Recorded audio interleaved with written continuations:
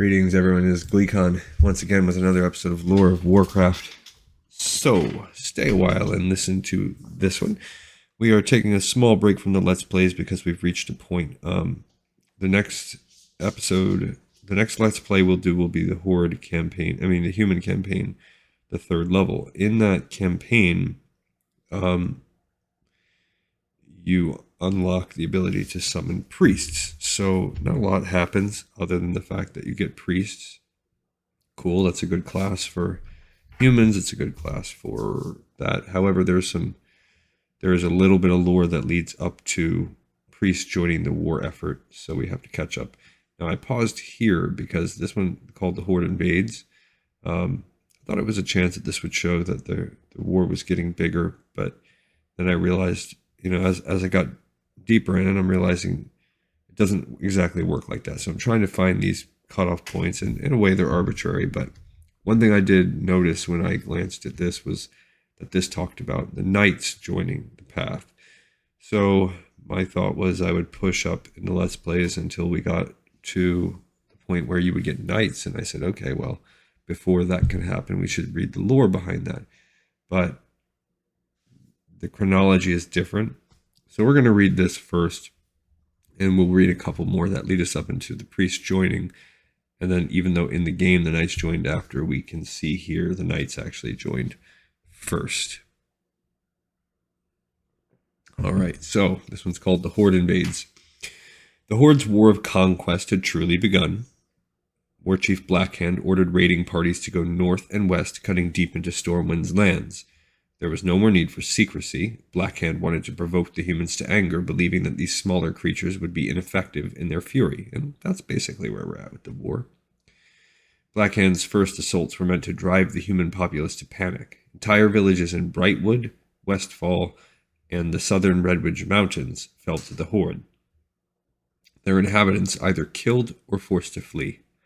Whenever Stormwind's patrols rode in to fend off the orcs, they were already gone. They were unlike any enemy the humans had ever faced. So we're starting that, but like Westfall, Brightwood, those aren't really... Redwidge Mountains is, and we're not there, but the Redwidge Mountains is big, and that's not the official campaign against the Redwidge Mountains. But the next few Let's Plays we do will basically be the orcs pushing forward. Stormwind's leaders understood that the war had entered a new phase. King Lane quickly discarded any thoughts of approaching this fight the way his father Baratheon had wanted to deal with the trolls.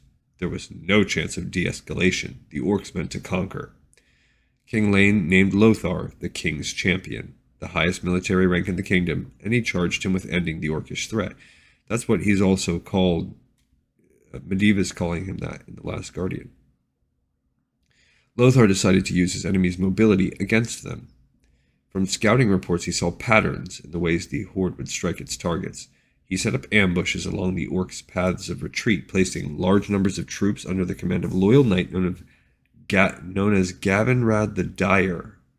Sometimes, small units of these human knights were able to bring down entire orc raiding parties without any casualties.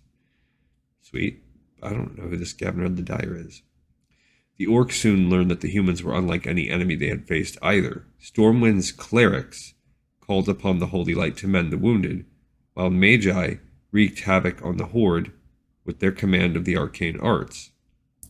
Though the orcs had encountered these powers when they'd fought the Draenei, the humans used their abilities in different ways.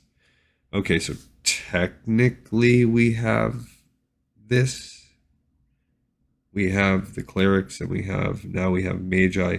So that's good. I'm glad that we have those, but there's still a little bit more I want to push into with this before we jump back over. Then there were the knights on horseback. The swift and heavily armored soldiers were capable of running down on orc raiders and fleeing from ambushes. Faced with these resilient and highly mobile enemies, the orcs were forced to adapt in ways they never had before. In Stormwind City, King Lane had sounded the alarm. He dispatched messengers to the other human kingdoms, warning them of fearsome, green-skinned invaders who had mysteriously appeared in the world. He asked for help, but received none. Lane's reports were not believed by any other leader on the continent. Lordaeron, the nation most likely to offer aid, had received contrary information. A visiting noble from Stormwind had attracted much attention in Lordaeron's court when he openly mocked King Lane, claiming that the fighting was actually a war of rebellion by disgruntled citizens. Lordaeron sent a polite response to Lane, wishing him luck against whoever was causing him such troubles. No soldiers were dispatched to aid Stormwind. It did not help that Stormwind had developed a reputation for isolationism in recent decades, which many other nations saw as arrogant. The kingdom had prided itself on standing alone. Now it had no choice. I wonder who that noble is. Possibly Medivh in disguise. We shall see. And I don't know how the orcs are going to adapt in ways that they haven't had to adapt before, since they do win this war. All right, another episode in the pipes, 5x5. I will see you guys on the next episode of Lore Warcraft. I thank you so much for listening, and I'll see you on the next episode.